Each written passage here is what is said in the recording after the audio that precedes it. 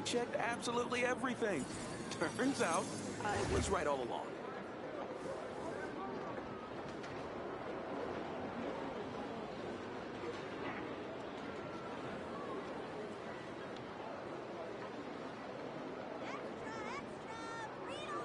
Where do we come from?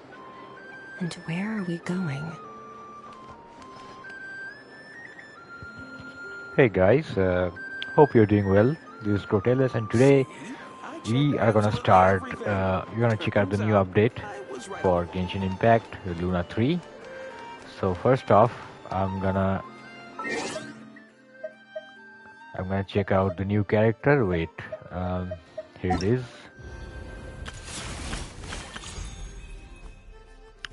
Yep. Let's check what he's all about.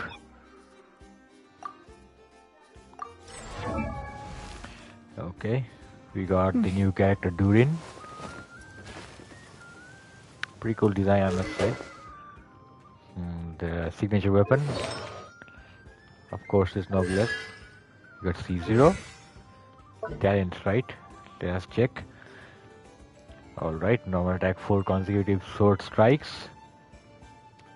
Launching attack, the usual. And then we got. Okay, so he has got binary form.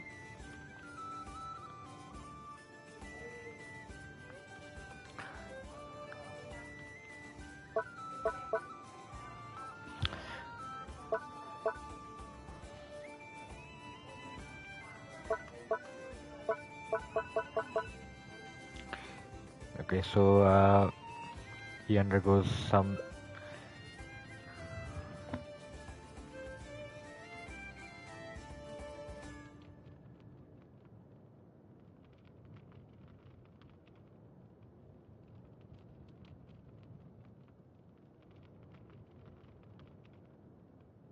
So when you apply the skill, he undergoes this effect for 6 seconds, and there are two forms. Like if you press the elemental skill button, it will go into the confirmation of purity state, and if you press the normal attack button, he will go into the denial of darkness state. Alright, so based upon this, you get these buffs. Alright, there are two. Okay, for the confirmation of purity, he does AoE pyro damage for 30 he nearby opponents. Alright, for 30 seconds, and then in the other phase, he deals 3 consecutive pyro damage. Alright, so there's an AoE pyro damage and there's a 3 consecutive pyro damage. And either of these states, he will regain a certain amount of elemental energy per 6 seconds. Okay, that is the elemental skill. Let's check the burst. Okay, burst can also be activated on those two states. Okay, you can see the confirmation of purity and then the denial of darkness. They have other effects. You first have AoE power damage, and then the 3 instances. All right, and now this one he has got the team stuffs, team synergies.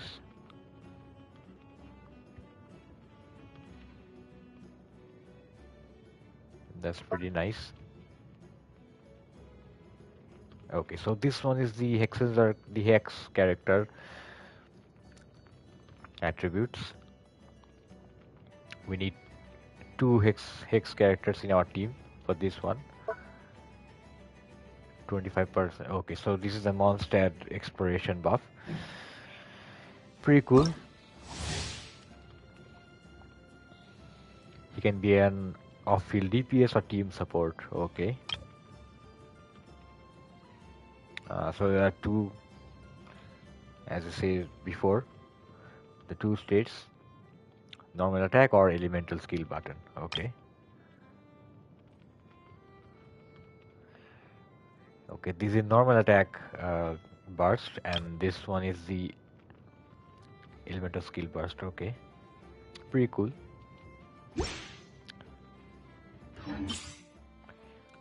So we're gonna try this character, so let's do it.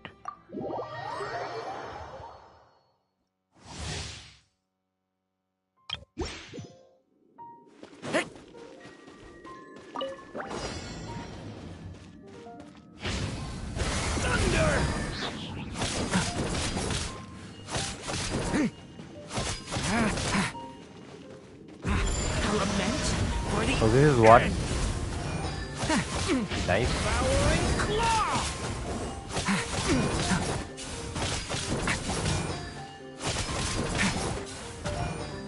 And then we got the special elemental skill. Let's try it. Thunder! The abyss is burning shadow!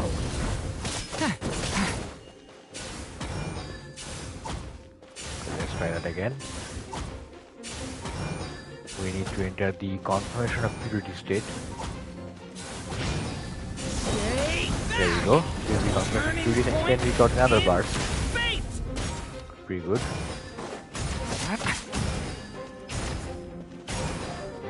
Alright, the elemental skill. And we got the special normal attack. And then we got the guard. Pretty cool. And then we're gonna use him in combat with other team members. Moments of birth. So we got the Hex characters, alright? Everybody stand back! Blazing delight! Boing, boing! A turning point in space! Leave it to me!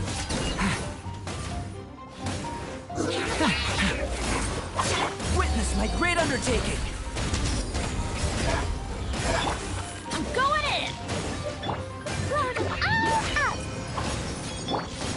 Decay! New life! Thunder!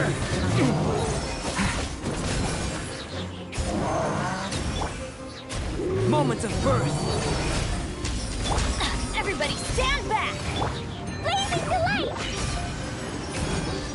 Stay away from me! Thunder! Witness my great undertaking! I'm going in! Pretty nice character with the 2-phase attacks. Either you press the elemental skill or the normal attack button. Pretty cool. So I might try to pull him. Let's see if we get him. As for now, I'm like completely F2P, so we'll see.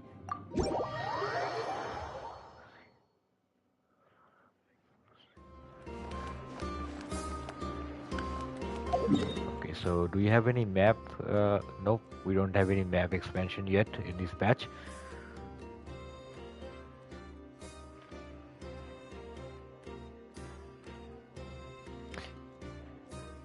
Let me go here really quick and... the cave, right?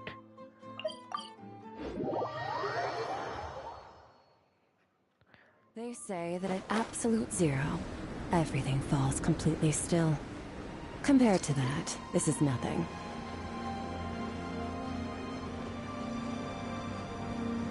We gotta go to that place. And then we can wish.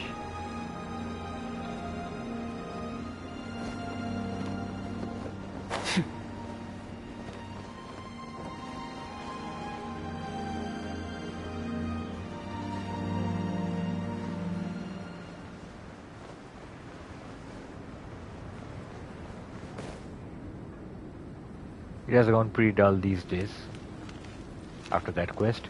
So let's see if you can get lucky. So here we go.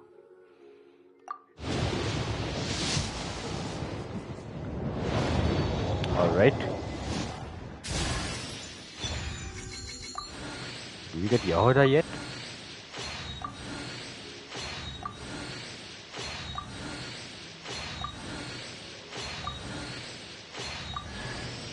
Hey, nice to meet you.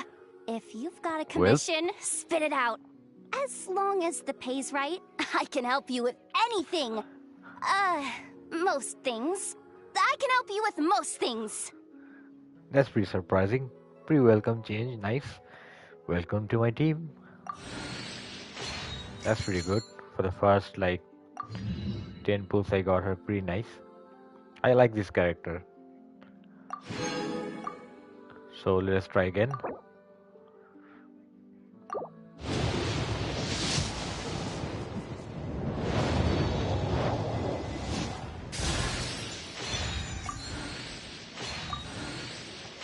Probably gonna skip.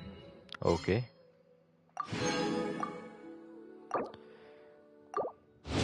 Let's go and see.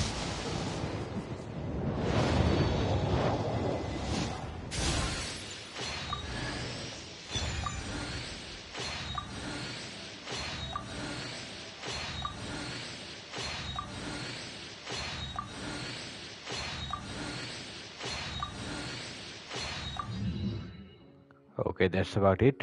And then probably the final one. Okay, that's fair.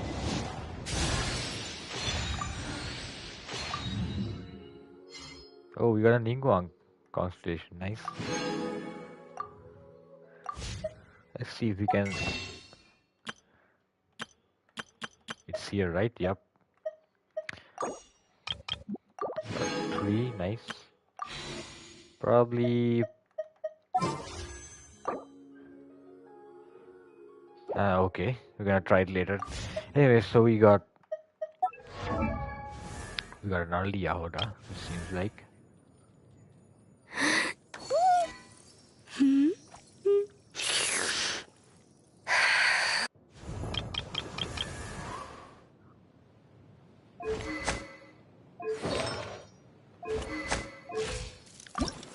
First, I'm gonna level up.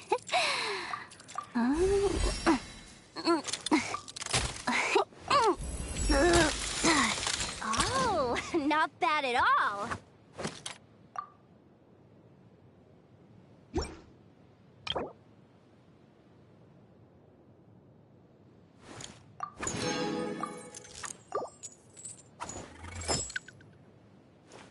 Okay, that goggles is pretty nice. Anyways, we're gonna try it later on, and so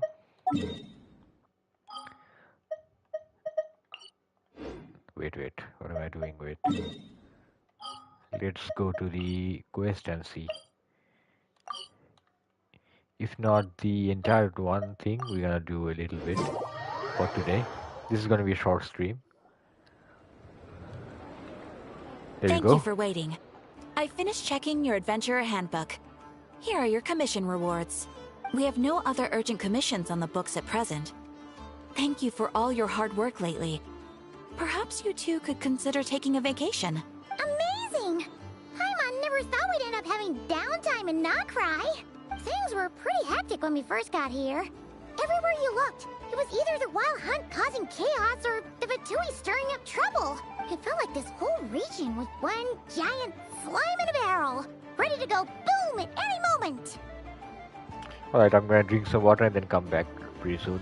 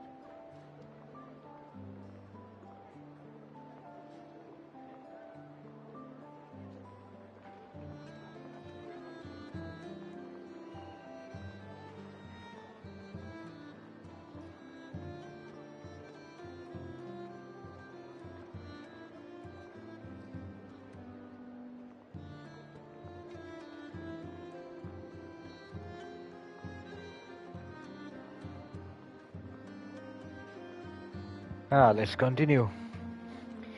We really have achieved a lot since we've been here, haven't we? Okay. Sure have.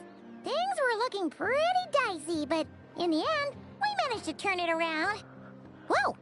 Paimon just got deja vu! Oh, that's right. It's because we've done this like a million times now. Yes. Are you two aware that the Moon Prayer Night is soon to take place? Oh, yeah! Lama told us that was coming up soon. Wait, why do you mention it, though? Do people in Nasha Town celebrate it, too? Paimon thought it was just for Moon Goddess worshippers. You're partially right. Most people in Nasha Town just see the festival as an opportunity to do business. They do not concern themselves with the religious element. The festival was first celebrated by the Frost Moon Scions. On this day, they would wear moon prayer blossoms and celebrate the birth of the moon goddess through song and dance. They would also prepare food and handicrafts and give them as gifts to others. Over time, it became Nodcry's most lively festival. Oh, sounds like fun! Great! Well, in the meantime, since Catherine doesn't have any commissions for us, let's focus on some personal business instead. When we first got here, you mentioned that this was where your spaceship landed? Okay, getting straight to business, I like it. We didn't get to follow up on it at the time, because we got wrapped up in that whole rare situation, but now we can finally start investigating it properly. Except we have no idea where to start. Well, Okay. there's a saying Paimon's heard around these parts, which goes, if you lift up a rock, you'll find something you weren't looking for. What? By that logic, you'll never find what you're looking for while you're searching, but the moment you stop looking, it'll jump right out at you. What kind of logic is that? Really? Could be worth a try though, right? Anyway, Paimon suggests we focus on other stuff we want to do for now, and just keep an ear out for spaceship-related intel as we go.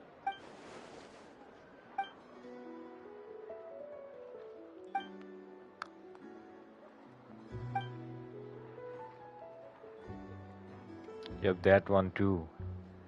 What's wrong? You look super serious all of a sudden. Okay.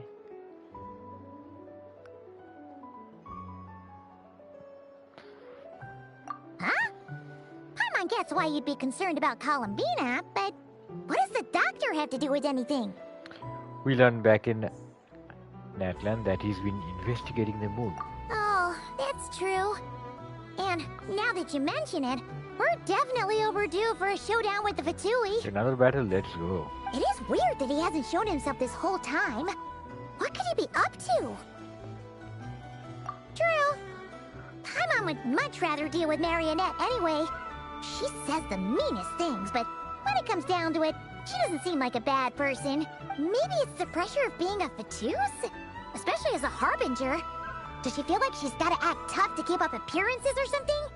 But then, every time we headed out with Rarier, she always wound up having to repair Polonia and her other robots. That's gotta sting. Losing face always hurts more for people who care a lot about their image. She's probably still furious about it. This Catherine literally standing beside us. What? Relax, she's not even here. Huh? What's the matter?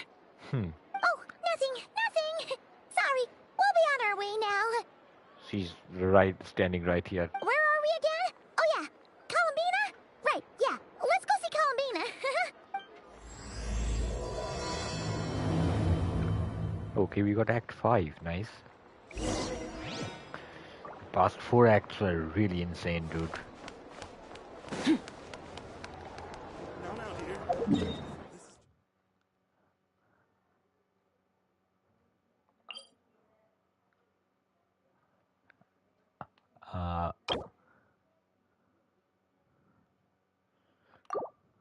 Wait, that... so it's locked out for now, I think.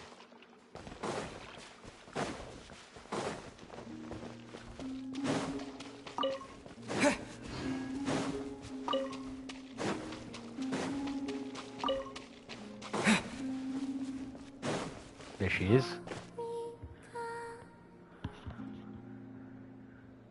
stop singing? Why would you stop singing? Come on. Hey, she's sitting up! Is me sitting here a rare sight? No, we just thought you'd be resting.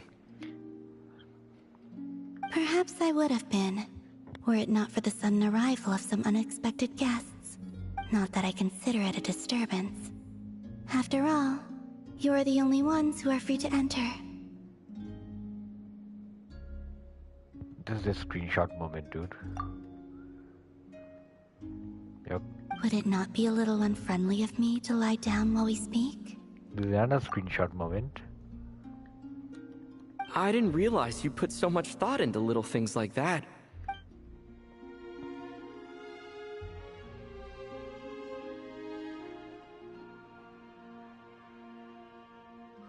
Only sometimes. There have been moments lately where I think about you and your companions.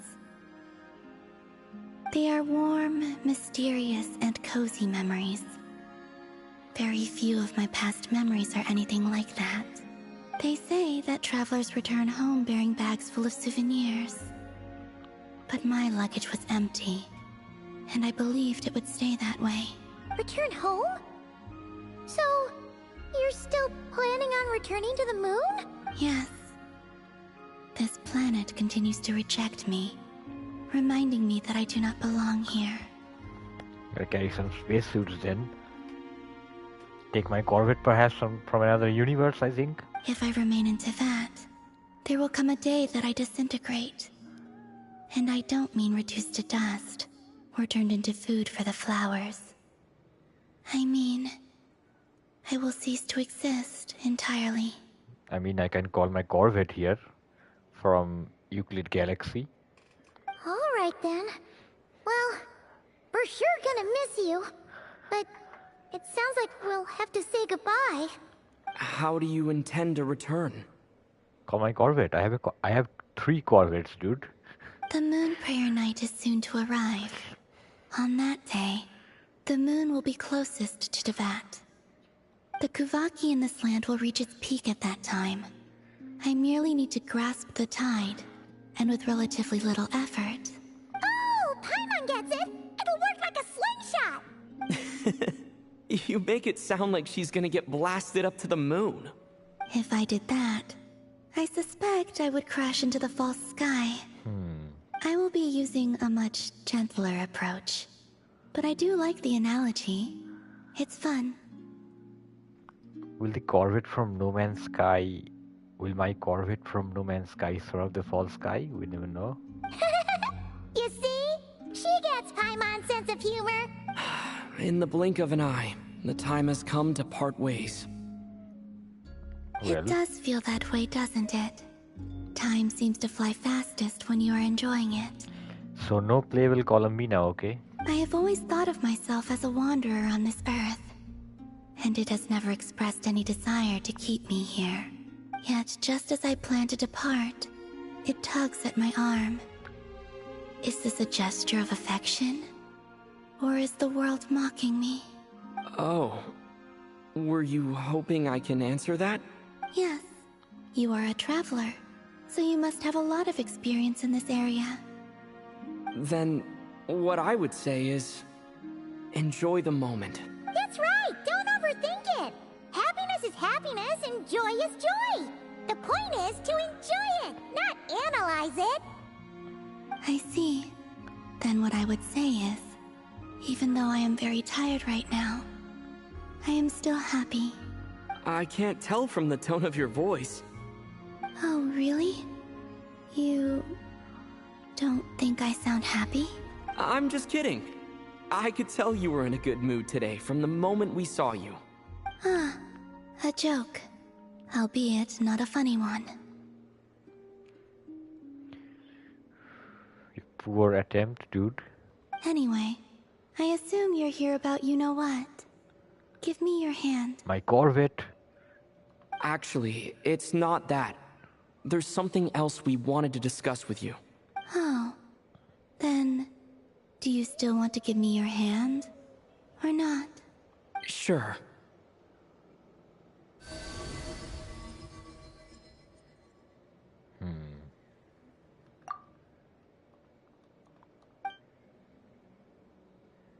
Thank you.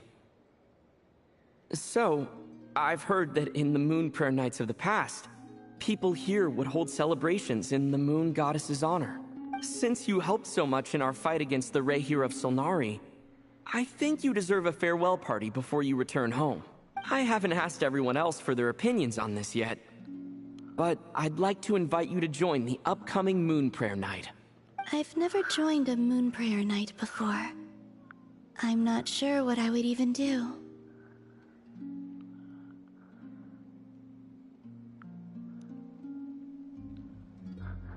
Oh, don't worry about that. We take care of everything. All you need to do is show up. Of course, there's no need to force it if you're not feeling strong enough. It's just, this kind of felt like a golden opportunity.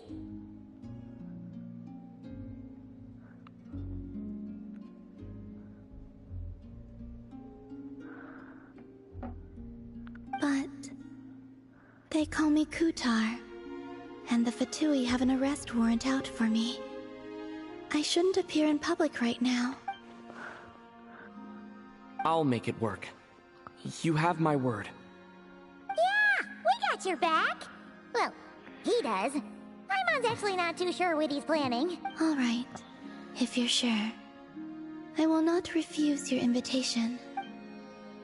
I suppose it wouldn't hurt to pack a few more sights from this world into my suitcase before finally learning what my homeland looks like.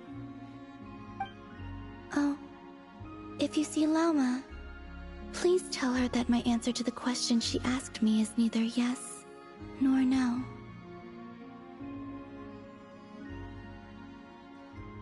I actually forgot, what was it? Rather, it is. There is no need. Wait, but what was the question, dude?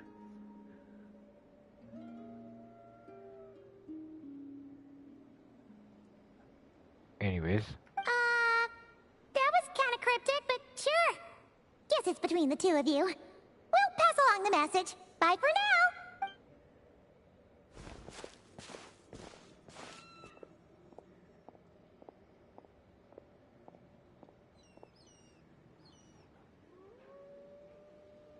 Is it turning a bit red?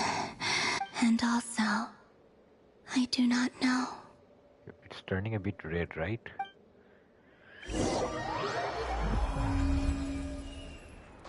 Something. Okay. Since she's agreed to join the festival, let's go see who else wants to take part.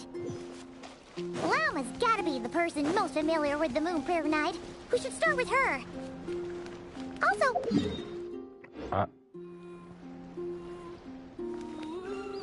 Not sure yet. I'll figure something out. Oh, the spaceship, okay. What? Are you serious? And Paimon even gave you her vote of confidence back there. When did you become so sneaky?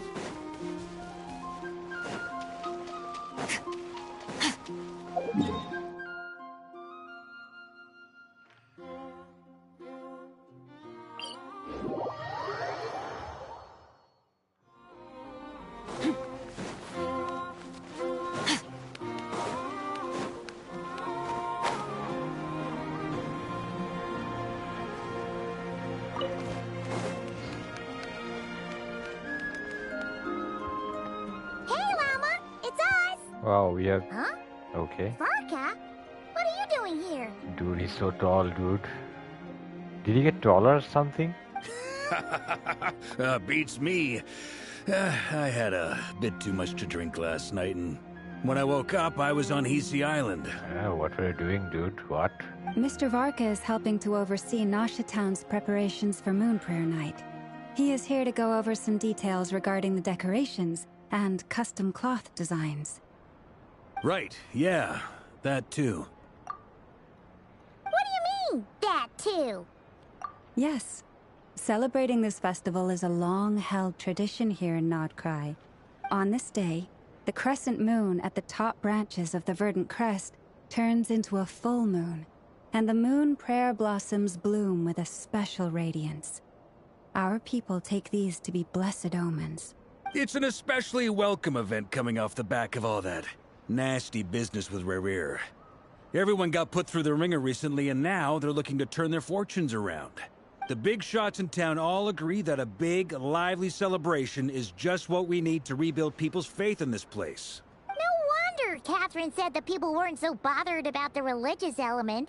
That's right. It's become more of a local custom by this point. The celebrations have little to do with whether the religious stories behind this event are true or not. Even the Frost Moon Scions are eagerly awaiting the coming of Moon Prayer Night, despite now knowing that their past beliefs were founded on a falsehood. That's pretty harsh thing to say, I mean... That's fair. It's a bit like the Lantern Ride in Liyue. anyways. It's a chance for people to enjoy themselves, not debate the existence of the Adepti.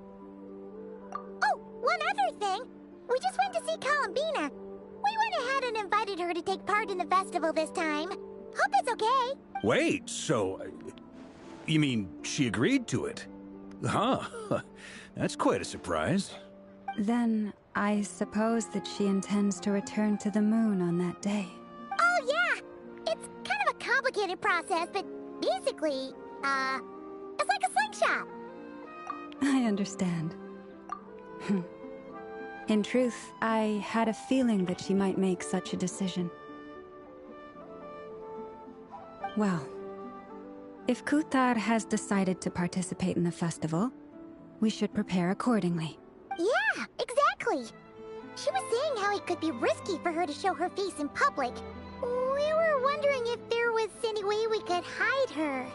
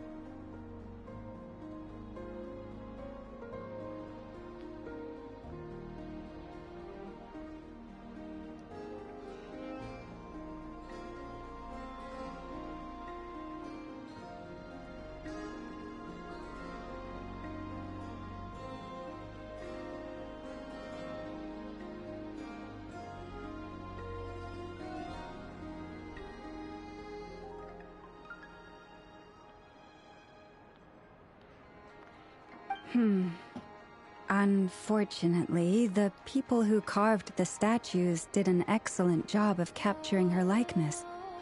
It will be very challenging to hide a goddess whose face everyone is so familiar with. Darn! We may have bitten off more than we can chew here. Nah, don't sweat the small stuff. We can handle that. Huh? Are you saying you have a plan? Not as such, no, but the most important thing with a festival is to keep the mood light and your spirits up. You can't go preparing for a festival with those long faces. You'll never convince anyone to enjoy themselves. The Mondstatter spirit is strong with this one. As it happens, I agree with Mr. Varka. Let's start by making our appreciation for Kutar the beating heart of the festive atmosphere.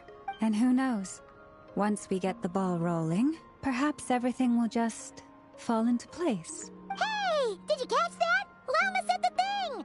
Or close enough, at least. I'm looking forward to the Moon Prayer Night already. And I have a feeling we'll get to see that same smile on the Moon Goddess's face at this festival.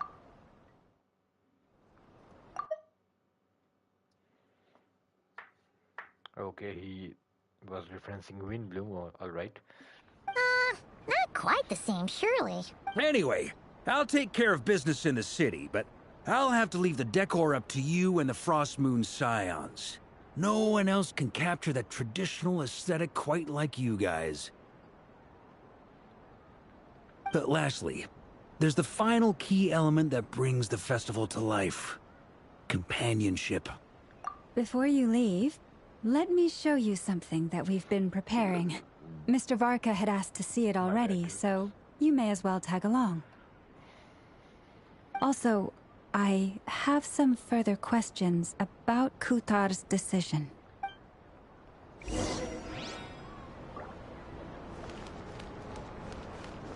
Hey, we got the thing here. Okay. Huh! What's this? They sure look like they're having fun. I believe so. Kuhenki seem very skilled at playing drums like these, although I'm not sure where they learned it from. Maybe it's an innate talent? In their eyes, they're probably just playing with toys.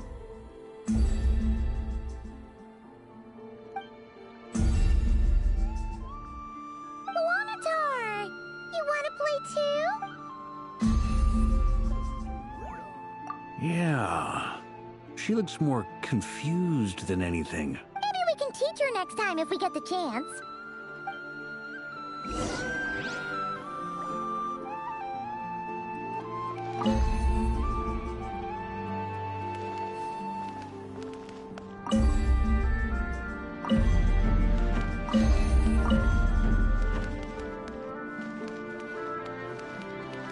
This is a puzzle or something.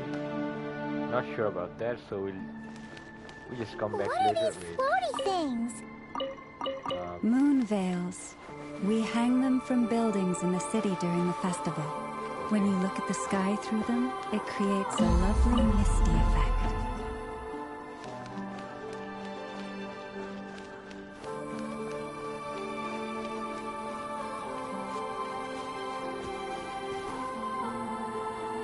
Everyone seems hard at work.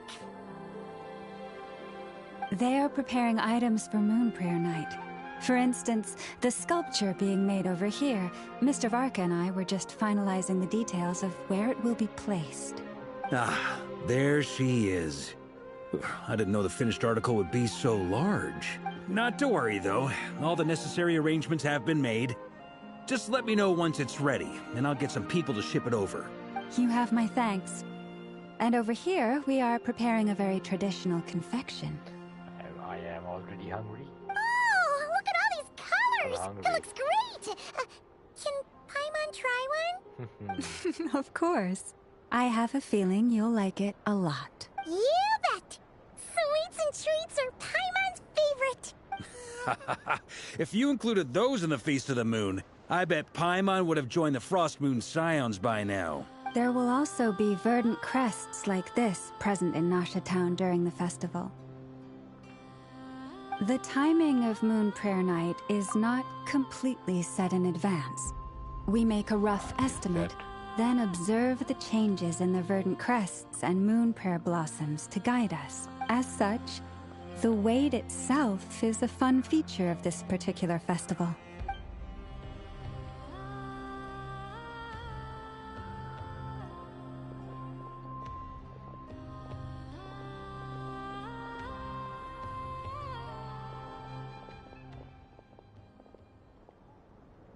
Let's talk here. To tell the truth, I am very surprised to hear that Kutar is willing to participate in the festival. I once asked her if she'd be willing to stay with the Frost Moon Scions, I could introduce her to everyone, and we could be a family to one another. She did not answer, but she has not appeared here since. I took this to mean her answer was no. Okay. But if that were the case, she would not have accepted this invitation. Ah, I see. Maybe she is right. Maybe the Frost Moon Scions of today no longer need a moon goddess. But my wish was not for her to come here and be worshipped as a deity. I simply wanted to offer her a place to stay. I'm sure she believes that showing herself here might invite Fatui intervention, and as such, she does not wish to cause us trouble. But what really pains me about all this is that this is her birthplace. She ought to belong here, yet no one has been able to grant her shelter. I think I'm qualified to weigh in here. When someone's about to depart on a long trip, what they need is blessings, not burdens. We should wish her the best, not make the journey harder than it already is. Anyway, she's agreed to attend, hasn't she? All we need to do is simply respect her decision. I see your point. Yes, she will soon depart after all. Our job is to leave her with some happy memories. Besides, who's to say her journey to the moon is a one-way trip? It's not like she can't come back and visit if she wants, right? Paimon agrees wholeheartedly. Festivals are all about having fun, so let's keep it simple. All right, I'm gonna head back to Nausea Town soon. Want to come with? I'm guessing you have some other folks to visit there. Sure thing, let's go! Bye for now, Wilma! Thank you all. Goodbye.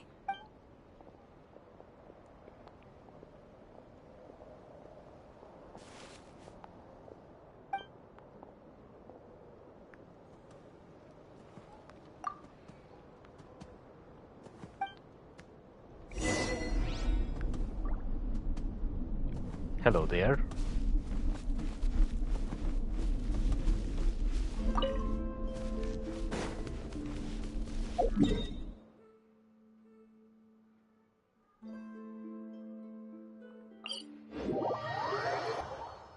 I thought, what happened to my controller all of a sudden?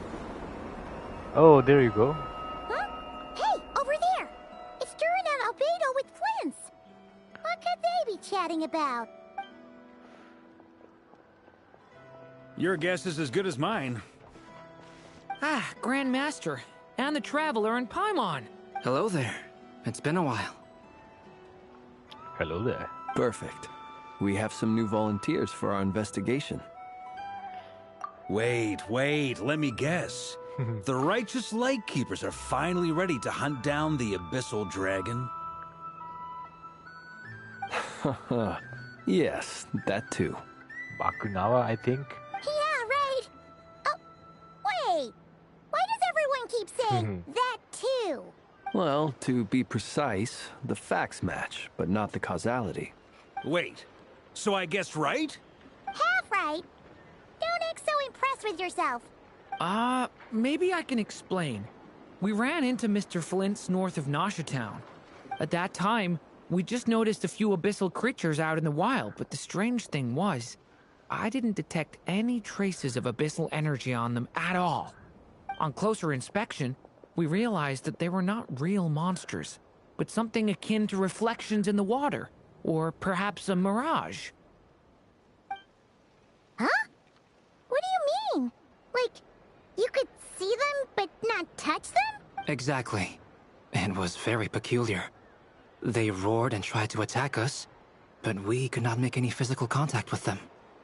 I think I've heard of things like that happening in Nodcry before, but I don't know much about it. Yes, it's a known phenomenon. Mirage-like illusions tend to appear in Nodcry in the run-up to Moonprayer Night. From a distance, they appear quite real.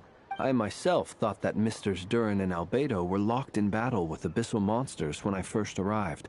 But after sharing intel and investigating a little further, we can confirm that these illusions are harmless. There is no great cause for concern. I see. All the Mirage stories I've heard are either animals, rocks, or small houses. Abyssal monsters, though? That's a first. It's a first for me, too. So I'm planning to look into it further just to be on the safe side. I intend to inspect a few more locations. What about you two? Any plans? Alice contacted me a few days ago. She'd like me and Duran to assist her with an experiment. Oh, Alice. But we lost contact shortly after receiving the message. I'm sure that comes as no surprise to anyone familiar with her. She was in the trailer, right? Yep. Everyone was losing their minds. We don't know when the wind will blow. Yet when the wind blows, we will know. That, in a nutshell, describes how Alice operates. I hope we get to see her before I end the video. Yeah, I hope. that tracks. Okay. Well, I suggest we investigate this Mirage business in the meantime. It's piqued my curiosity, and I'm pretty sure I know someone who will already be 10 steps ahead of us. Well said. Right? Whatever's happening in Notcry, she always seems to be the first one to know. Let's go see what she knows. We can invite her and her staff to the festival while we're at it. Ah, okay. I thought they were... Never mind.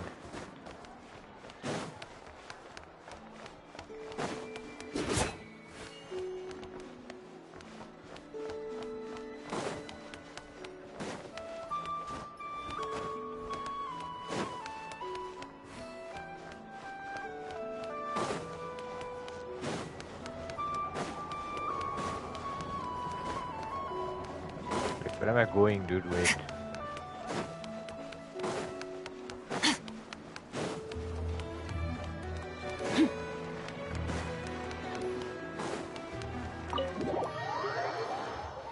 There it is.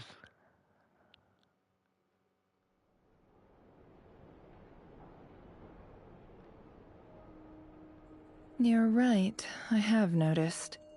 There's certainly something a little fishy about this situation. Only a little, though. Records indicate that this phenomenon can occur in the days before and following Moon Prayer Night. That said, it has always been a rare sight in the past. The odds of encountering these phantoms are similar to looking up in the night sky, happening to see a shooting star, and managing to make a wish before it disappears. But this time, either everyone's getting lucky, or they're appearing far more frequently than usual.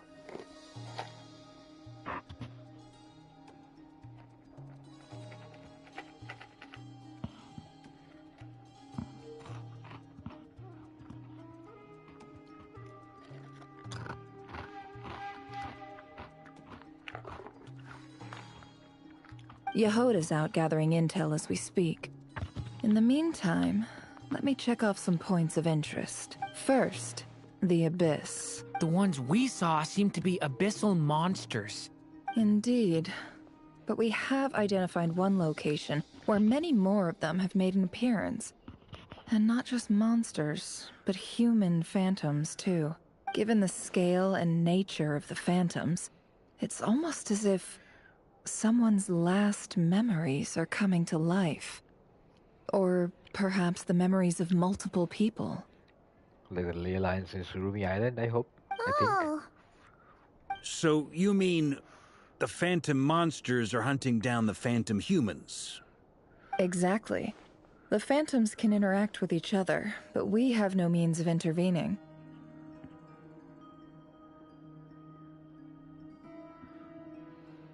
Alright, I'm gonna be back pretty soon.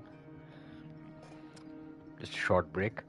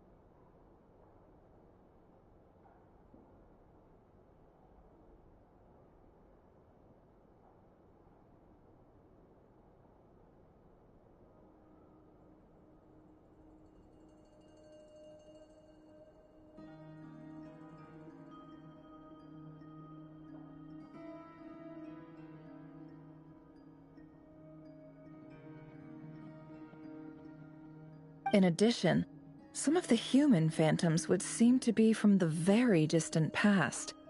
This is clear both from the clothing they wear and the stories they tell. They claim to be from Hyperborea, a name which I've heard from Lauma before. If this is true, it means they must be from 6,000 years ago. Whoa, wait, what? That's a really long time ago, dude. Did Paimon hear that right? 6,000 years?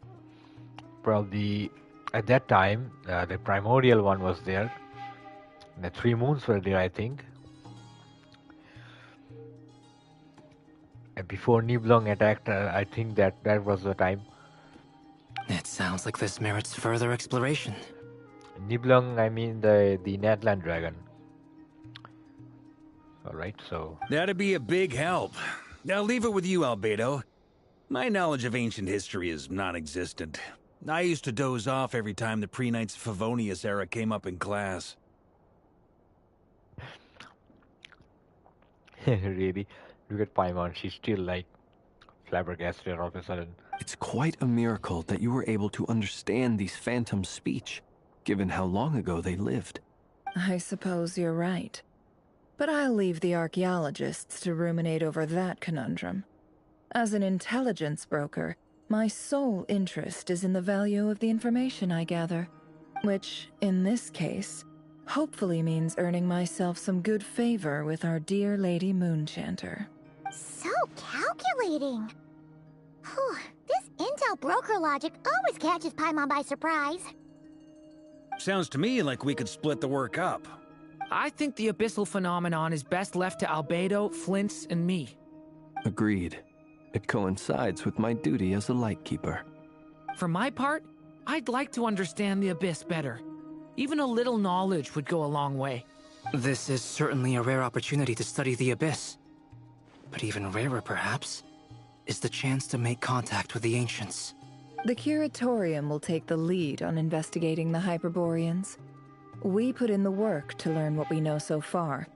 It seems only fair that we get some quantity of exclusive intel. I hope that we get to explore Hyperborea for real. We'll see. If they make it a separate map or a separate domain, I don't know it yet, but we'll see. That just leaves our trusty team of 2 unassigned. Since you became an honorary knight, of course. This was part of my grand plan all along. Oh yeah! By the way, we managed to convince Columbina to come to the Moon Prayer Night celebrations. Would you and Yehoda like to join too? She agreed to that? Huh. Quite an achievement. Never underestimate the traveler, I guess. I'd be happy to join.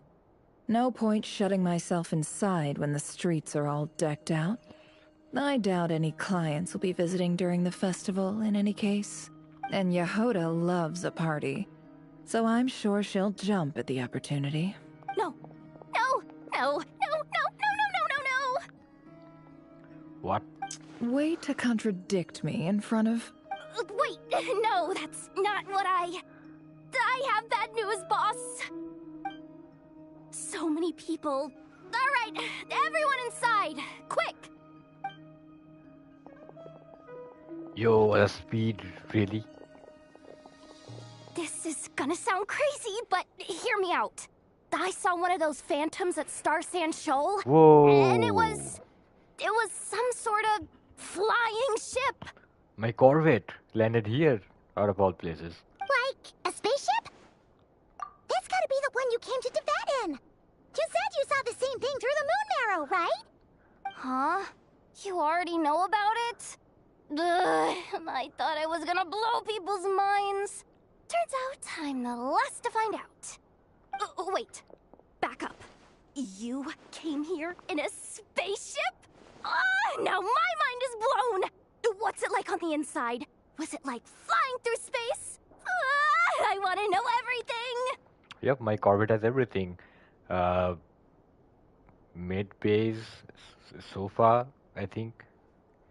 A kitchen? Yep, exactly. Huge discovery. You're the best. second best intel broker in the world! After your boss, of course. Really? What was that about? Wow. Really? Well, I don't know if I'm all that, but... I guess that decides where we're heading next. Spaceship? Come on, don't look at me like that. I know the spaceship doesn't have anything to do with me, but you don't want to leave me as the only one twiddling my thumbs, do you? Please? Fair enough. You can tag along. In that case, let's meet back here to discuss our findings once we're done. I wish everyone a productive investigation. Yes, You sir. too.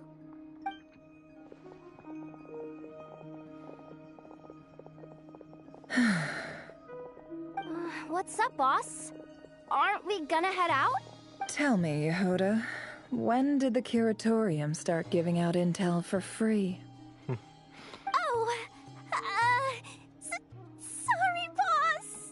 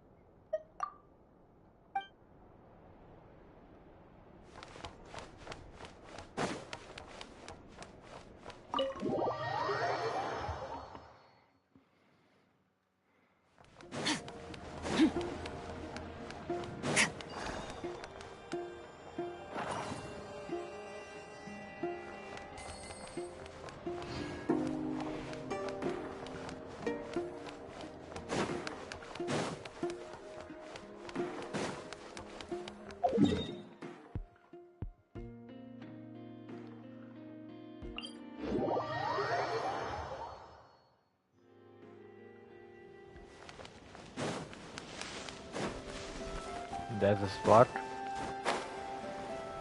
Yup, there it is.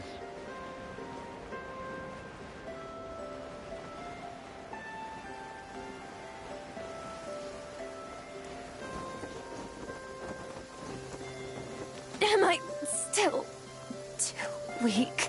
What the hell, really? Wow, what do you know? Yehoda Got was died. right on the money. This Phantom really is your spaceship. But that's so weird. Why would it show up here? Is it some kind of projection? Or a ghost? Like, maybe it no longer exists. But somehow it left an afterimage? No, my Corvette crashed. That's a bad news.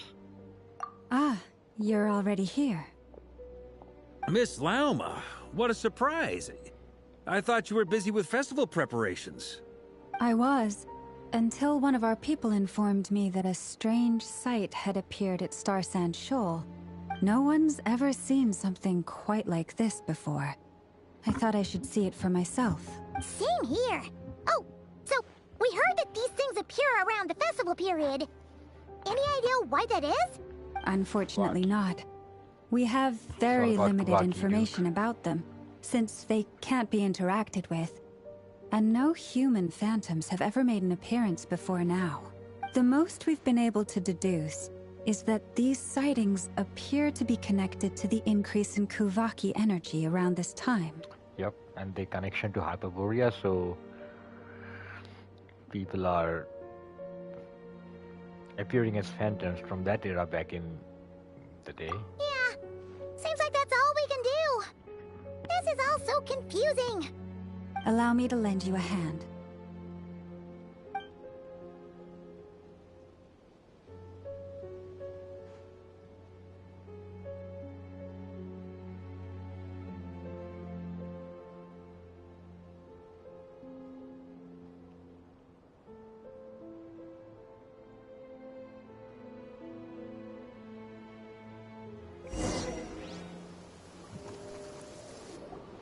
Everyone, Our friend here should be able to provide us with some information. Is that a phantom Rhyhorn deer? I've heard about how the Frostmoon Scions live in harmony with the animals, and can even communicate with them. That's coming in handy now, for sure. Okay. Yes, I understand. Then how about this?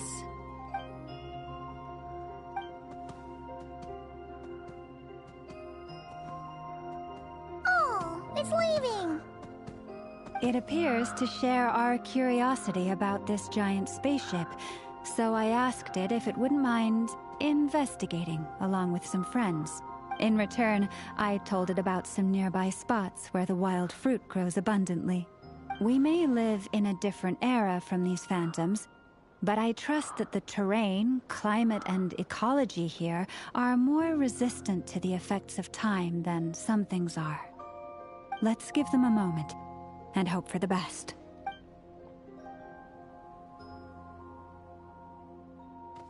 All back together?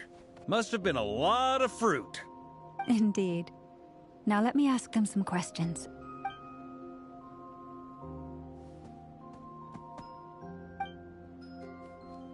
It did find a lot of wild fruit, enough for them to feast for a long while. This puffin circled in the air several times, but didn't spot anything out of the ordinary. Certainly nothing to do with the spaceship. Huh. Well, it definitely makes sense to get a bird's eye view. Indeed. Other than that, I was also thinking that the world these phantoms see is also different from ours. Oh, I get what you mean. The wild fruit exist in both times and spaces, but there might also be things that only exist in that space-time, which we can't see. Good point. Great thinking, Lauma.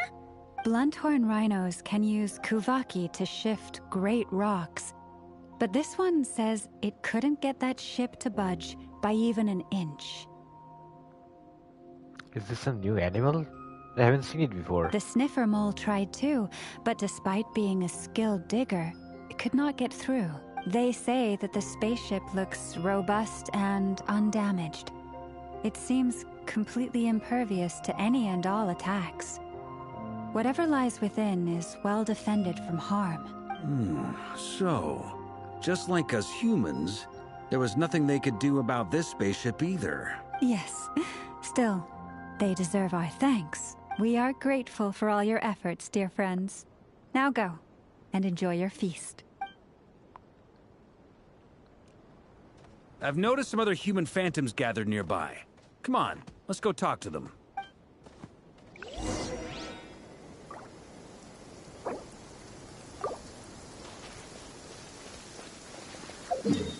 No, not Scarlet Dude.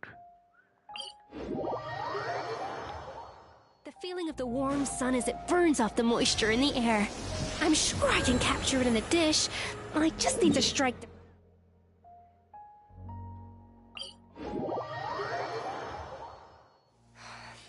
Humid air filled with the rich scent of leaves and earth. A day like this calls for Palui Lotus fish soup.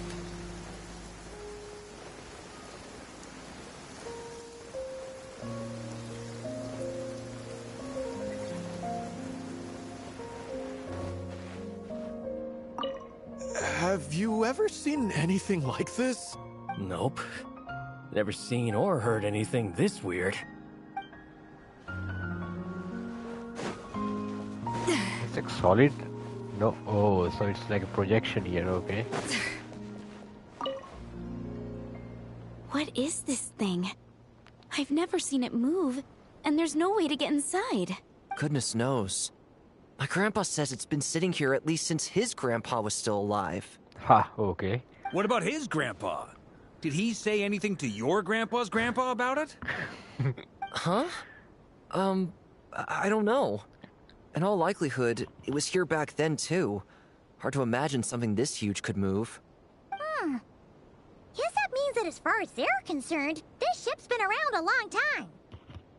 So the traveler is really a granny.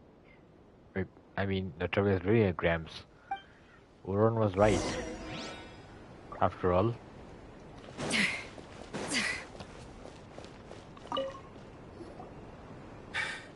Come on, brothers. If we can get even a small chunk off of this thing, it's gotta be worth a fortune. Today is the day we strike it rich. Huh? You mean Paimon? Yes, brother, I shall join you. Let's make our fortune. We should go with them. What the? This thing is crazy tough. I can't even scratch it. What's it made of? Sorry, brother. Looks like we'll have to seek our fortunes elsewhere. Enjoying yourself? I was just seeing if I could influence this phantom's perception by playing. But nope, no dice. Another dead end. I'm sure we're all starting to build up an idea of what's going on here now that we've spoken to some of the people. These phantoms are reenacting real historical events in Nodcry. It's almost like we're in some kind of interactive stage play. We can talk to the actors, but the plot is fixed, and we can't influence it. It makes sense. History is set in stone. The objective facts of the past cannot be changed. Paimon totally thought you were just goofing around earlier. But actually, you were doing some serious investigating. Of course I was. Anyway, at this point, I think we're forced to conclude that although the Phantom spaceship is right there in front of us, we aren't going to learn much about it from these people.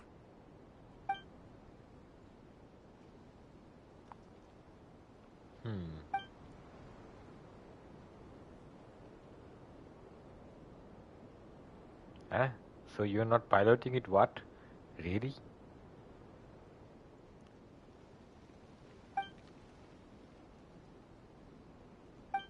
Don't be discouraged.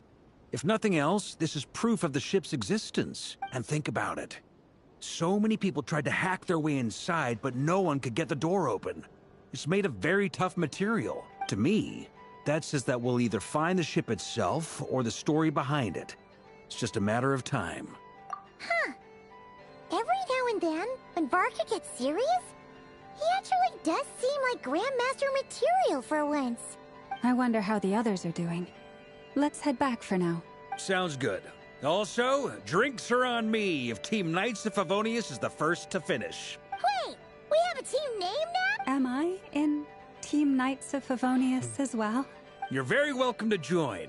We've even got a cathedral ready for you. Wow, okay. Isn't that technically blasphemy? You wouldn't dare make a joke like that if Barbados was in earshot. Nah, I'm sure Barbados doesn't mind a little harmless blasphemy once in a while.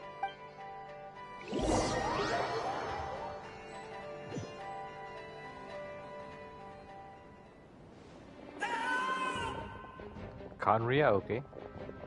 Oh, no! Get away! Oh. You can't do anything, dude. I know it's hard to stomach, Mr. Durin. But as I'm sure you've noticed, there is nothing we can do to intervene in that which unfolds before us. But we have to at least try. And try you have. But are you aware of how many unsuccessful attempts you've made now? Think of like you're watching a video, Durin. I wasn't keeping count. I'm afraid this is the 39th failure so far. Or the 5th if we're only counting this particular victim. It's like a video which is playing, dude. There are no indications that these phantoms may be altered in any way. Like a 3D hologram. You can't do anything. You seem to have calmed down a little. I'll make us a fire. You should rest and have some water. Feeling any better now, Mr. Durin? May I ask a few questions? Be my guest. What exactly are we witnessing here? What happened to those people? My guess would be that we are seeing Nodcry during the Conrian Cataclysm. Would that be accurate? Conria. You remember something, right? That is correct. As you know, once the Abyss senses even the tiniest crack, it floods in and spreads like wildfire. There was a time in the distant past when it permeated all of Nodcry, causing immeasurable harm. The people paid a terrible price to heal this land. Then 500 years ago, the whole of Teyvat suffered an abyssal disaster. Once more, Nodcry was dealt a devastating blow. I see. In the face of the abyssal onslaught, all were like grains of sand tossed around by a tidal wave. Be they human, fae, or god. The moment you witnessed is but one drop in a whole ocean of catastrophe. All right. I guess that answers my second question, too. I wanted to know why there's nothing I could do to help them, and that's because what we are seeing is history. That would be my guess as well. As I understand it, history and fate are not all that dissimilar. The latter may be unseen to us, but both are immutable. Yes. Fate was determined long, long ago. I still have a couple of other questions for you, Mr. Flint's. You mentioned more than one abyssal disaster that has struck this land in the past. How can you be sure that what we're seeing is from the Conrian incident? And also, how are you able to stay so calm when you're talking about these events? From everything I know about you, you're not cold or ruthless, and you're not indifferent to the suffering of others. Alas, I am forced to show my age. I must be 600 or 700 years old by human measure. That was predictable.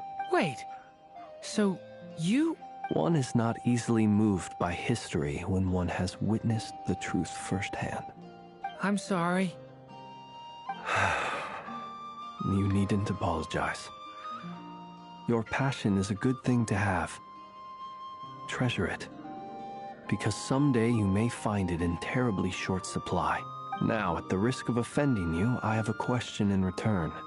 Your curiosity toward the abyss, is it born from hatred or because you sense its call? I only ask because I kept a fragment of Rarir's body in my lantern for a short time. Specifically, his heart. So I know what a burden it can be to carry the abyss with you, and I hear its power growling from somewhere within you. In my eyes, your mere existence is a miracle. My honest answer is... I don't know. I don't think I have the confidence to say for certain. What I will say is the abyss is not the only issue that haunts me. Even before I became who I am today, the question dogged me constantly. Should I even exist at all? My doubts remain unresolved. But when we fought Rarir, something became a little clearer to me. Sometimes it is the darkness within us that allows us to achieve the impossible. Whoa, okay. That's a nice quote. That's a really nice quote. I certainly got the sense from your 39 attempts that you were trying to achieve the impossible. It sounds like you've resolved to see the truth for yourself. Absolutely. In that sense, he and I are quite similar. Then I wish you every success. I look forward to the day of your transcension. Well, if everyone's caught their breath, I suppose we should head back. Oh, and one last thing. I'd appreciate if you kept our discussion about history a secret.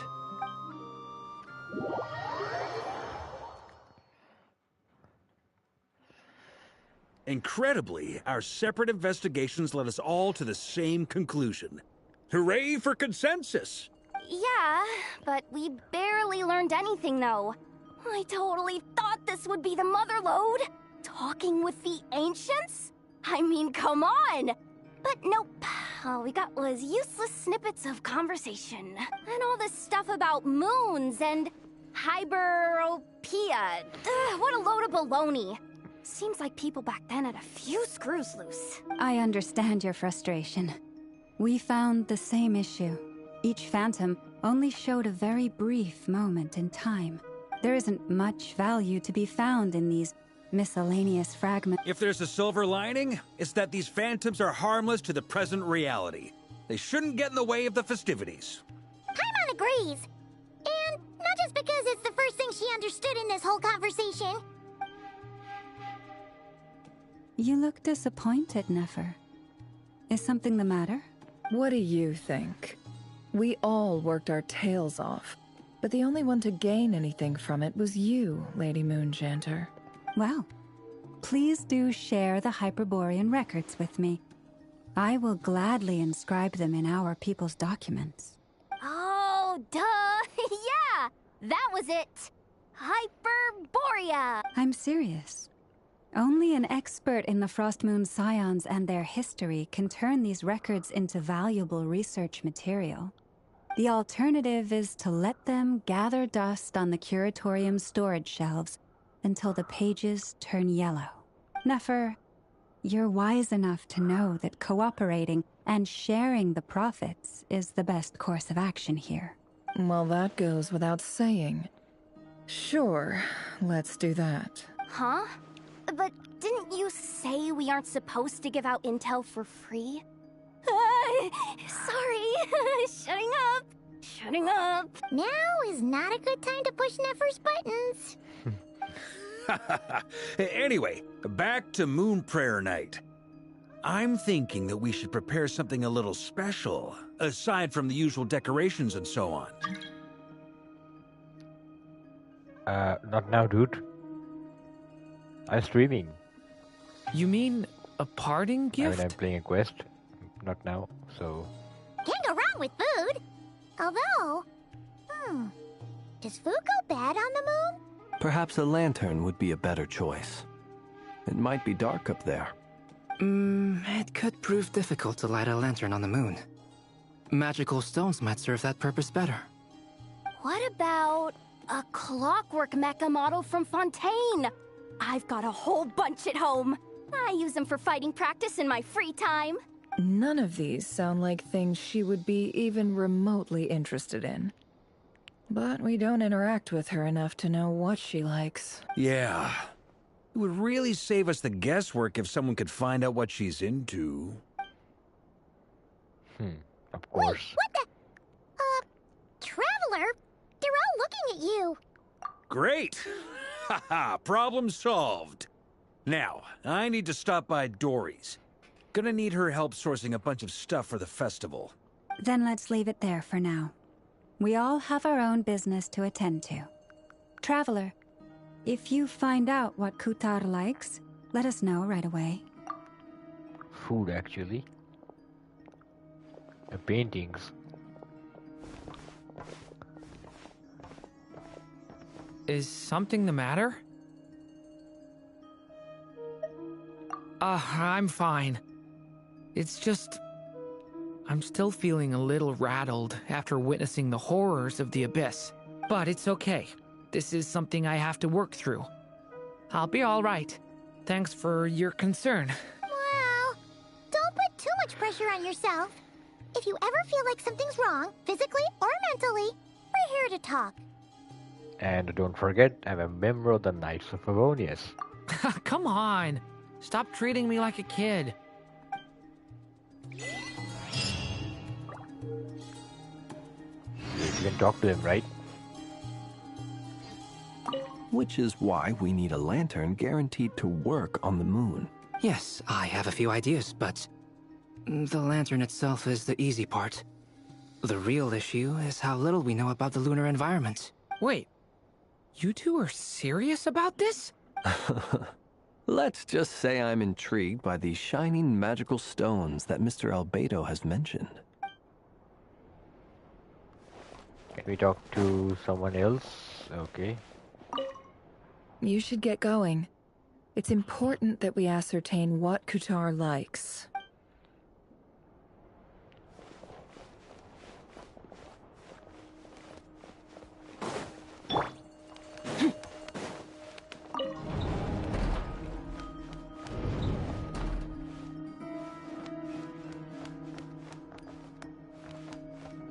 Wait, nobody here? Okay.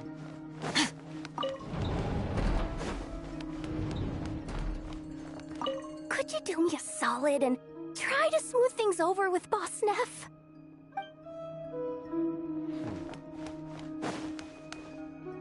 Miss Lauma, would you accompany me into town? I think it'd be best if you saw the Frostmoon Scions decorations for yourself. I see what you're doing, dude. Carry on. Very well. Let's go. Carry on, dude.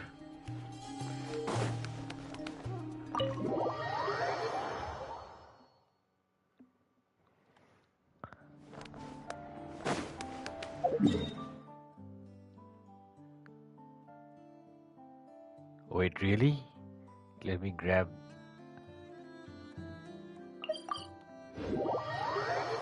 Let me grab this pretty fast. Add Astro...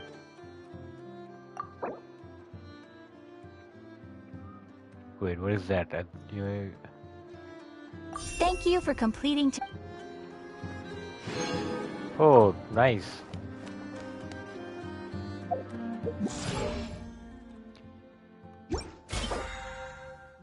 Okay.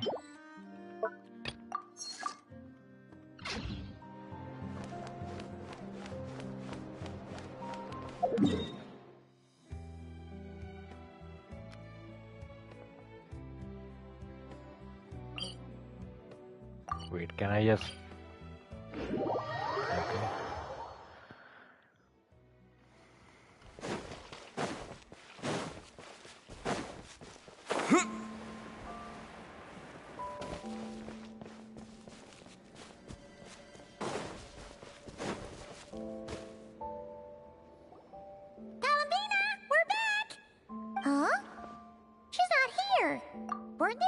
Kuhenki here last time too?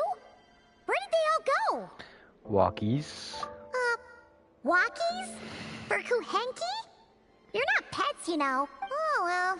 Looks like we just came at a bad time. Let's try again tomorrow. There's still a few days until Moon Prayer Night, so we're in no rush. Besides, she needs time to rest anyway.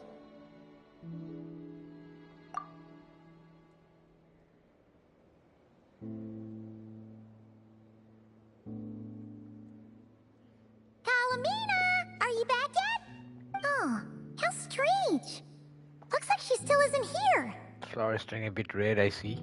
Right? It's not like her to spend so much time outside. Especially since she's worried about attracting unwanted attention. What about Luonatar? Luonatar, you there? Hey! Do you know where Kalambina went? Sorry, didn't understand. But if you know where she is, could you take us to her? Yeah, that's even stranger. Yeah, that... What about him? Oh, that's not good news. Call it right, like they're not blue, that blue anymore. They change color when Kalambina gets weaker, right? And they look super pale right now. Good idea. She might know what's happening.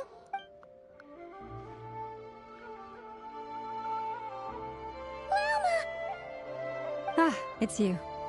How is Kutar? Is she okay? No, she hasn't. I came here to check on her after I noticed the flowers had changed color. Based on past precedent, she must be very weak right now. Even getting up to walk would be a struggle. It seems unlikely that she wandered off outside. Not to mention that she doesn't do that at the best of times either. So yeah, this is super weird. No. Very few people are in the know about Kutar's whereabouts. And if anyone suspicious had visited, they'd have left some sort of evidence. Come on, let's go to Nasha Town. If anyone has seen her, someone there will know about it. It's not Cry's information hub after all. Makes sense. Let's go!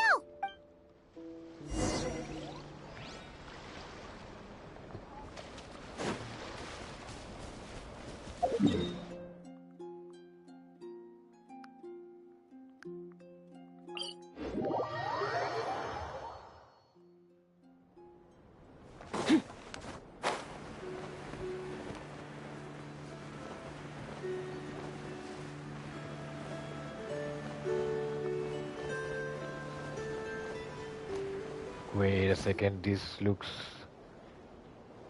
one looks familiar. Wait a moment. Is it just Paimon, or is this stall kind of suspicious? Ah. It's never been here before, right? I was right. No, I don't recognize it. Alas, your free and easy adventure time is over. Now, prepare to face the final boss of Nod Cry. Oh, okay, I know who I can tell who this is. Come on, show yourself. Whoa! Where'd that voice come from? I know who this is. I didn't check leaks, I mean, I know who this is. Not sure, but it's definitely hostile. No, no, no, not that way. The final boss is right here. The sniffer mole? That's the final boss? Surely not. Yup. Also, You can't recognize it, really? Okay, the jig is up.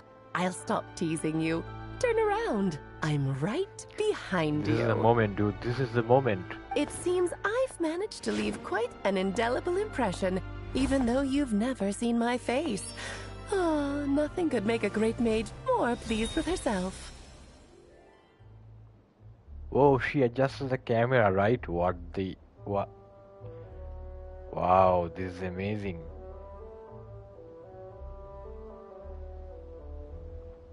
I'm speechless, dude. I'm really speechless. Look at the design, dude. What the hell? Finally, we get to see Alice.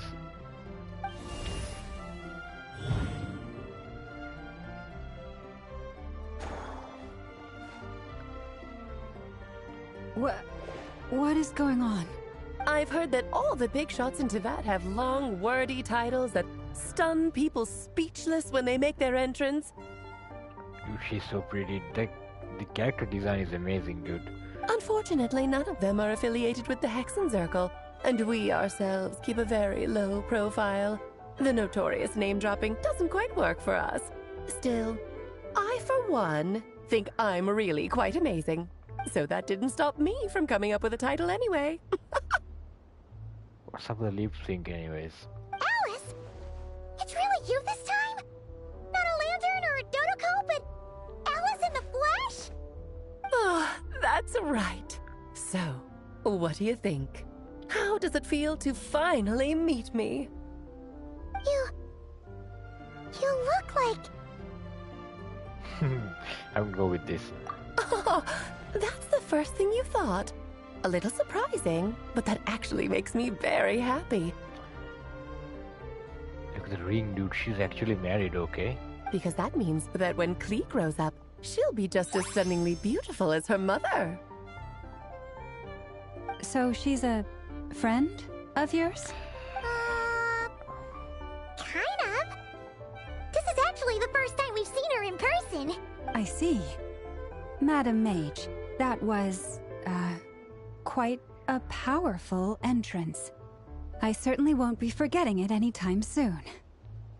That design is amazing, dude. It's okay, Lauma, don't force it. Paimon will do the honors. This is Alice from the Hexenzirkel. She's a friend of ours. And of Arcus, too. That's right.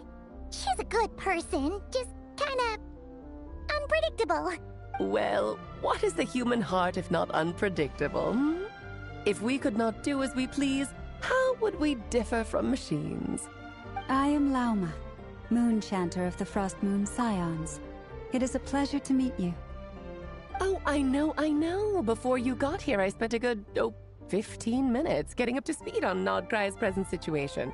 In other words, I've read the whole in the last episode part, so we can skip the pleasantries. Fair enough. Well, Miss Alice, I can already tell that you have quite a unique personality. You'll get used to it. Paimon sure is. So anyway, what are you doing in Nodcry, Alice? Oh, I thought I told you already. This time, I'm the final boss. And what a formidable foe I shall be. Powerful, confident, decisive, and good luck finding my weak spot. You will never succeed. Oh, drat! My one weakness, and you found it in an instant. Fate has been dealt a devastating blow. Thus falls the great Dodo King. Why are you playing along with this nonsense? For funsies, of course. What's wrong, Paimon? Are you disappointed in me? Am I a gigantic letdown? No, it's just... you seem like a busy lady. And this is the one time you've shown up in person. Paimon figured it would be for something more high stakes than just goofing around. You're quite right. I'm here in Not Cry because something big happened. Something big enough it caught the attention of the Hexen Circle. It concerns the 3 moons, Tevat's borders, and of course, the moon goddess you are currently searching for. Okay. Kind of. Why don't we discuss this over a pot of tea? My main reason for coming on this trip to Tevat was, of course, to have some fun.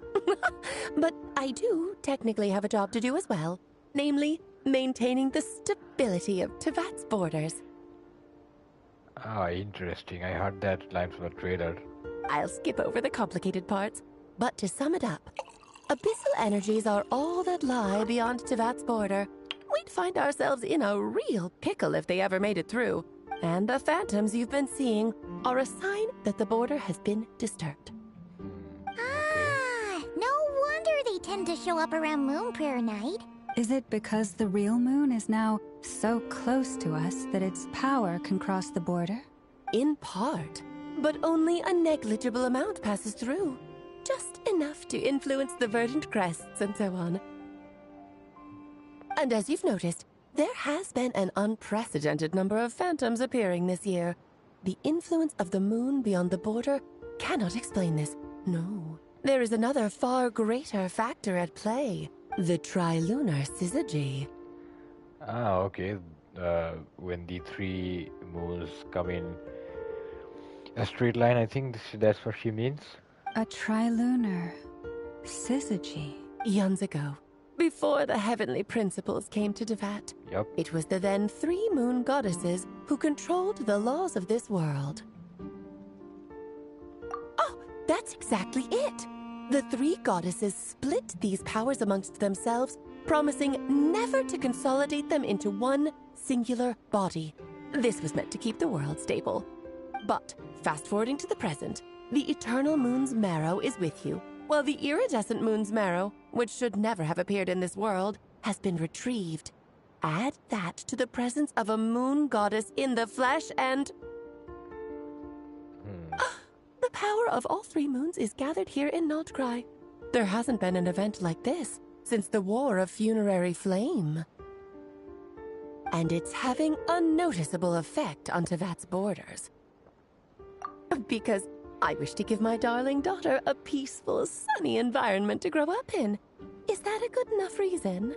Kinda sounds like you're dodging the question, but it does make sense. Well, that's one reason anyway, and the most important one. The others are a little complicated to explain. For instance, cleaning up after dearest Miss R.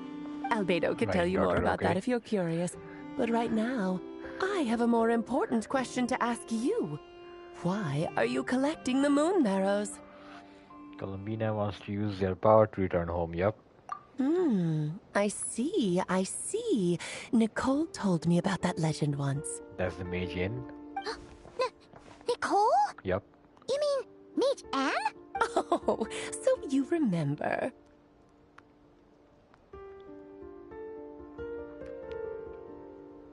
We heard her voice in Fontaine or Sumeru. Yeah, Fontaine, okay. The one with the T, the underground area. Yes, of course. That was a story about fate, her area of expertise. But back to the story of our dear moon goddess. I'm afraid her intended method of returning to the moon is unlikely to work anymore. What does that mean? She may be missing, but she hasn't gone anywhere. She has disappeared.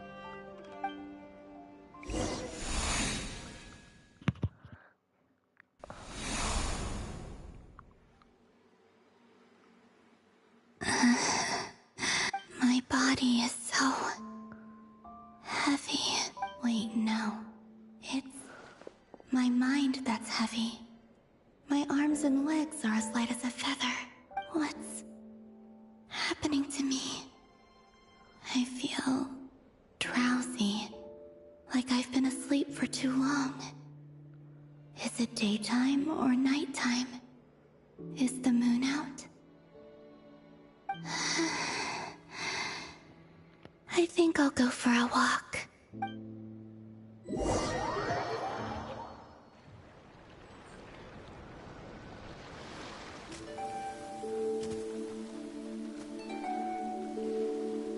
you out for a walk too? Huh?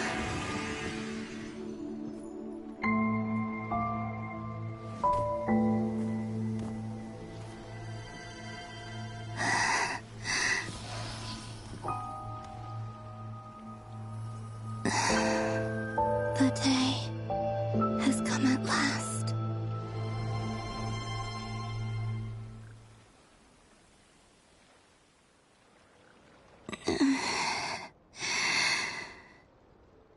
Have I grown so weak that I can't even sustain my physical form? But Moon Prayer Night is nearly here. I was so close to returning home. Death is near. Is this how it ends for me? Will I return to the moon after I disappear? Or... I don't want it to end like this. So far, at least, I still exist. Even if not physically, I can still feel. But as my power wanes, I'm sure that too will fade. I suppose I might take one final look at this world. The world where I was born.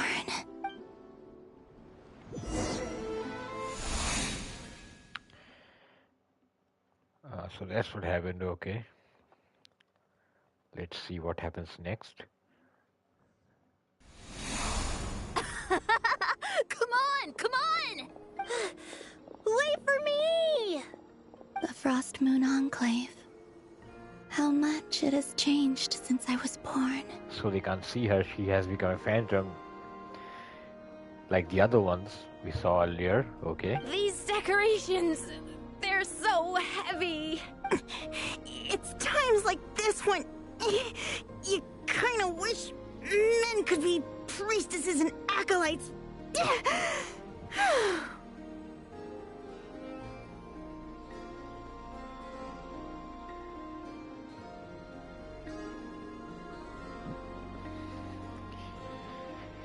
It is time to hydrate myself a bit. How fascinating. I've never had the chance to be privy to people's private lives in this way. In the past, people would get so solemn and serious the moment I showed my face. Like they were frozen stiff. Karina, Lametti, it's time to eat. Coming! I want to watch them a little longer.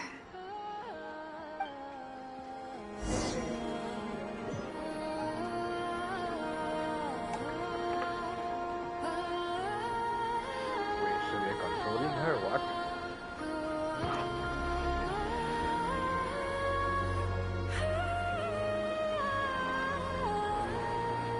Whoa. They're floating or something.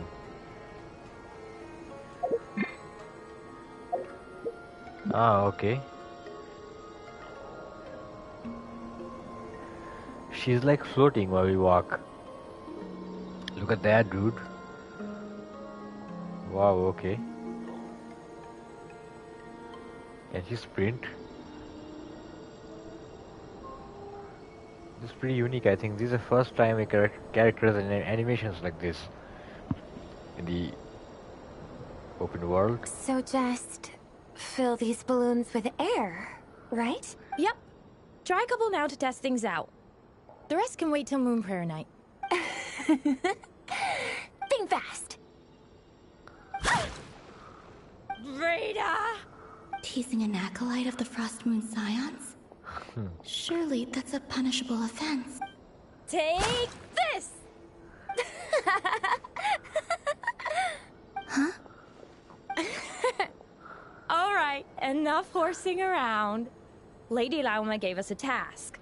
We should get back to it. The task is just to check that the balloons don't leak, right? Doesn't matter if we fill them with air or water. Okay, you got me there. And you got me there. But still, we can't use all the balloons before the festival even starts. We won't use all of them. And as long as Lady Lauma's trusted acolyte doesn't snitch, this can stay as a little secret between friends. A couple more can't do any harm, right? Oh, you menace. Then, think fast! Really? Is pumping a balloon full of water really so much fun?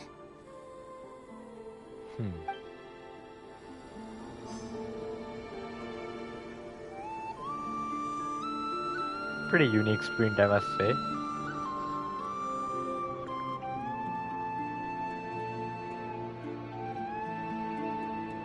I'm sure you're both tired from playing all day. Come on, eat up. A plain, humble meal. That has always been the way of the Frost Moon Scions. Huh? How come Lamatti got a midsummer berry dessert? Oh, I always get Lockaberry. I don't mind sharing. You can have a bite of mine if I get to have a bite of yours. They're sharing food? I've never shared food with anyone before. Even at the Harbinger tea parties, everyone just ate off their own plate. And when I couldn't finish my food offerings from the Frost Moon Scions, they'd leave the leftovers out under the moonlight for the animals to claim. Hey! That was 2 bites! Oh, then you can have another bite of mine. Oh, you too. Oh, don't fret now. Here, have some of Granny's too. So this is what it means to be family.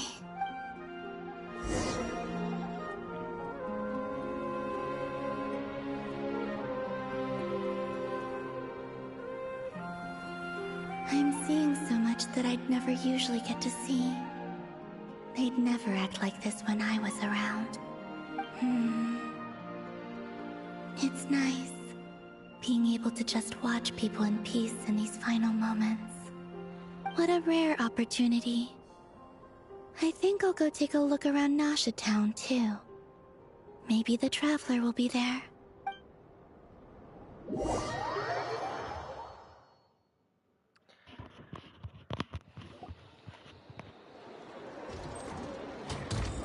After the War of Funerary Flame, the Moon Goddesses were no longer recognized by Teyvat.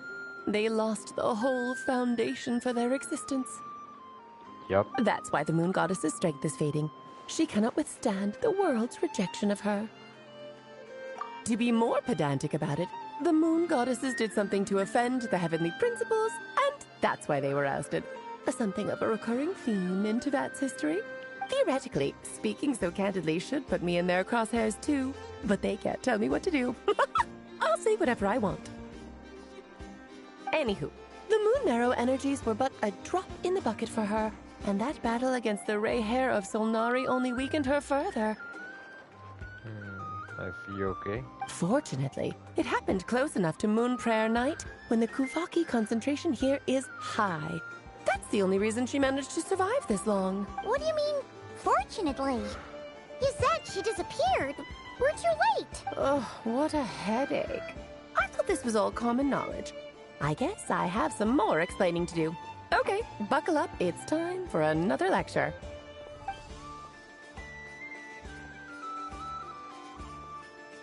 Now, I said earlier that the Moon Goddesses lost the foundation for their existence. The reason for that has to do with the natural order. Basically, the rationale for their existence in Teyvat was lost. What? The same logic applies to the present Moon Goddess, too. Consider her existence so far. Okay. Her comrades in the Fatui called her Damselette, and she was worshipped as Kutar by the Frost Moon Scions. But these connections have now been severed, whether by her hand or yours. So, the rationale that once sustained her existence is now gone. Wait, we did that to her? Oh, well, strictly speaking, yes. But let's not start pointing fingers, shall we? I'll only end up as the big bad villain, and that's not the kind of final boss I want to be. Of course I do. I'm only the greatest mage in the whole entire world. Now, if you wish to find your Moon Goddess, there are 2 problems we need to solve. Firstly, we'll need to strengthen the connection between her and Teyvat, at least enough to sustain her until Moon Prayer Night. So there's a master plan out of all this. Strengthen her connection. But does that mean I'll have to rally all the Frost Moon faithful behind this? I'm afraid a bygone faith and a former home won't be of any help to her now. Do you know her name? Her name? Oh, yes. Names are very important things. A name is a fundamental concept that anchors one's entire existence. Then your first job is to find it. As a moon goddess, I'm sure she must have a name she identifies with. Neither Columbina nor Kutar is her true name, and she's never really accepted either of them. So, finding out her real name is enough to sustain her existence? Yes, I know it sounds like a small step, but every journey begins that way. So for now, that's all we need to focus on. The second problem is with her plan to use the moon marrows to return to the moon. Unfortunately, piercing through the false sky will take an enormous amount of power. Given her current condition, she won't be able to provide anywhere near enough power, even if she recovers her physical form. But no need to fret. Nicole's the expert in this field, and I'm sure she'll figure something out. Okay, that's where she comes in. Wait, Mage N is going to help us out too? That means we've got 2 Hexencircle mages on the case. This is turning into a pretty big deal. Actually, this is more of a side quest for me. Like you said, I'm a busy lady, so I can't stay for too long. I'll have to return to Tevet's border soon. That's the upside you get for looking out for my little Klee. Hopefully that will incentivize you to carry on keeping her company in the future. Anyway, jokes aside, you'd better get moving. It will take quite a miracle for the moon goddess's consciousness to hold out till moon prayer night. Oh, I suppose I might as well tell you where Nicole is before I leave. Off you go now. Time to meet your new friend. Oh, yes, and a little suggestion. Don't forget to mind your heads. What? What? I wonder how Durin's doing. I should really go see him before I head back. I also didn't understand what she meant by that, Paimon. You really are super busy. I most certainly am. There's so many children I have to keep tabs on just in Mondstadt. Durin, Albedo, Venti, Varka.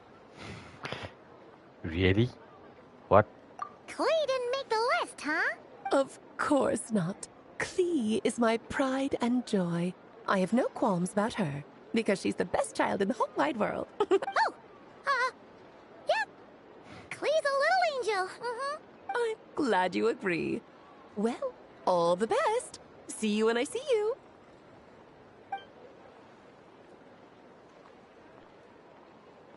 She left in a hurry. Yeah, she didn't pack up her stall. Should we handle it for her? I must say, I'm now very curious about her daughter. Klee, wasn't it? What's she like? That's a long story. Come on, we'll fill you in as we go.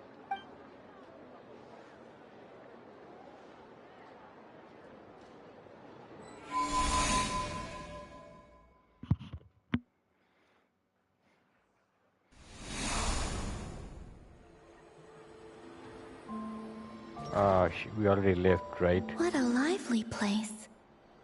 I've never experienced Nasha Town like this before. Hey, you old geezer! Your hammer's rusted through! Who are you calling old geezer? The old geezer? Hey, you old geezer? Are they You got the geezers here. quarreling? I'm looking right at him! You've really gone downhill since giving your daughter free rein in the workshop. Can you even swing a hammer anymore? It shouldn't take you days just to fix a single chair.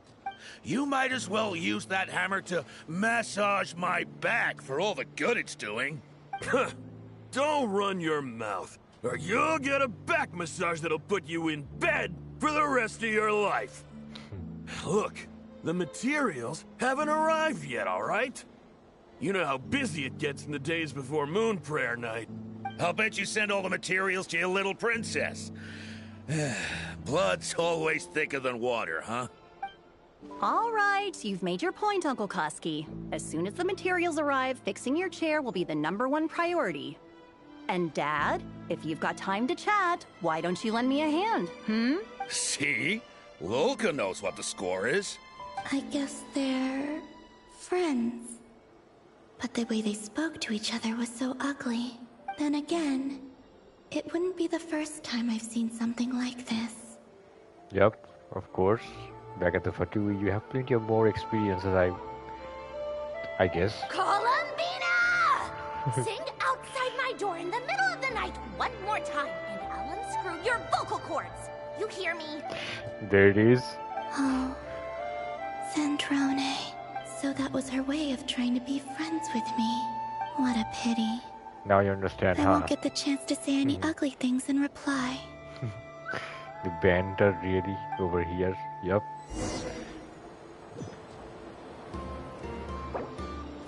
Ah, okay.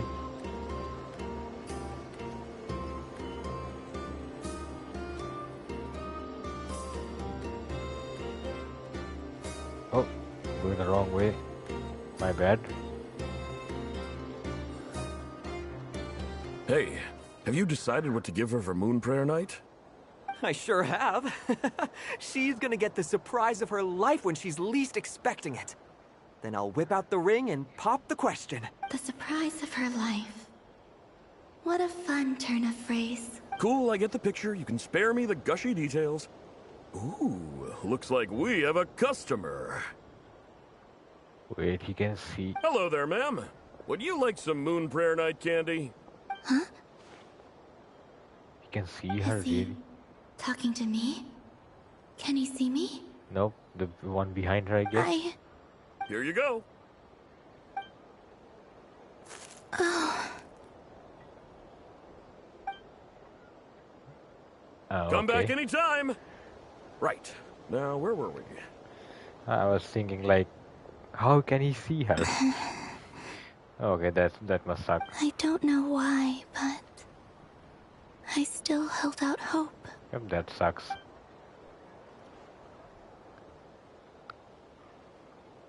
The most important thing right now is to find that mage. This name thing seems super important too, but where do we even start looking? I'd better go pay the Fatui a visit.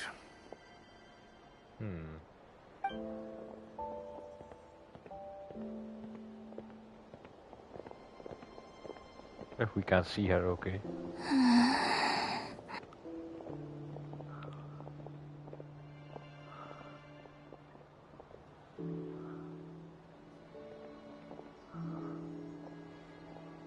Columbina? Wow, okay. He can see her. That's why he's the main character, right?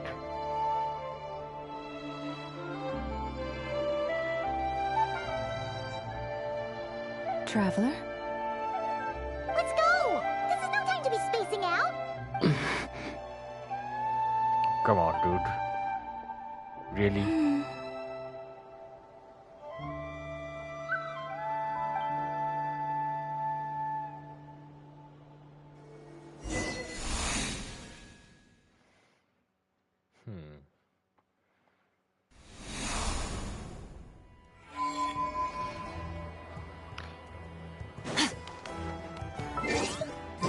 Okay, I guess this will be a nice stopping point for now, and we're gonna continue this quest later, possibly tomorrow. So let me check the achievements really quick. When the stone is lifted, okay. Illusory dream and converging path, right?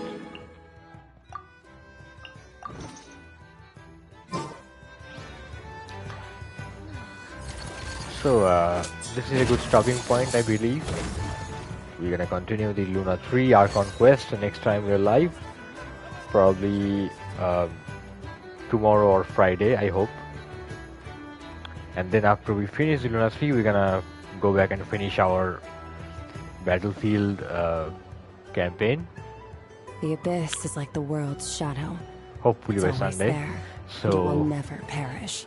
Thank you guys for being here, and a really good night to you. Have a really good time until we see next. So peace out, guys. I'm gonna see you all real soon. Take care.